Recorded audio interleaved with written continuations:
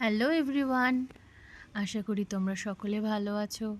আমিও ভালো আছি। প্রত্যেক দিনের মতন আমার সংসারের সমস্ত কাজকর্ম সেরে তাড়াতাড়ি রান্না বান্না করে নিলাম। আজকে একবেলার মতন রান্না করব, কারণ বিকেলে আমার একটা ইনভিটেশন আছে রাইস সেরিমনির। আমার ভাগ্নির মেয়ের অন্নপ্রাশন, ওখানে যেতে হবে। আমি রান্নার ফাঁকে নিজের ব্রেকফাস্টটাও করে নিলাম, আর এই জামা কাপড়ও কেচে নিলাম।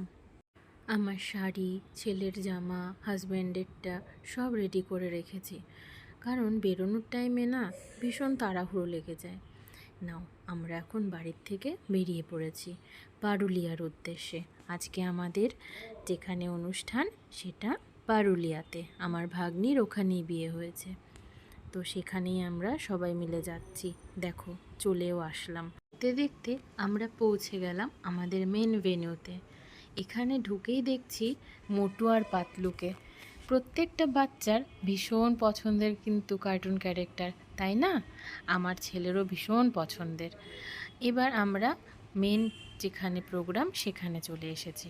এখনও এসে দেখলাম পুচকিটা আসেনি। পৌঁছেই সবার আগে যার দিকে নজর গেল, গণপতিজি।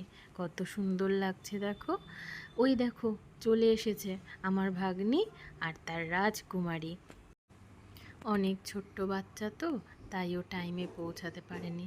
আমরা একটু আগেই পৌঁছে গেছিলাম। আজ যাকে নিয়ে এত কিছু, তাকে তো আগে দেখে রাখতে হবে, তাই না? তো ওকে না কষ্ট দিয়ে যাতে ও ভালোভাবে থাকতে পারে, না কান্নাকাটি করে, তো এই কারণে ওর একটু আসতে লেট হয়ে গেছে।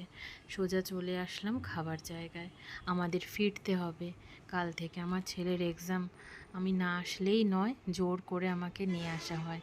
তো তাড়াতাড়ি একটু খাওয়া দাওয়া করে আমরা বেরিয়ে পড়েছি 8:30টার দিকে। তো টাইমেই বাড়ি পৌঁছে গেছি। এটা আমার ছোট ভাগ্নি। আর দেখো আমাদের গিনি সোনাকে কত সুন্দর লাগছে। আজকের মতন এতটুকুই, পরে আবার দেখা হবে।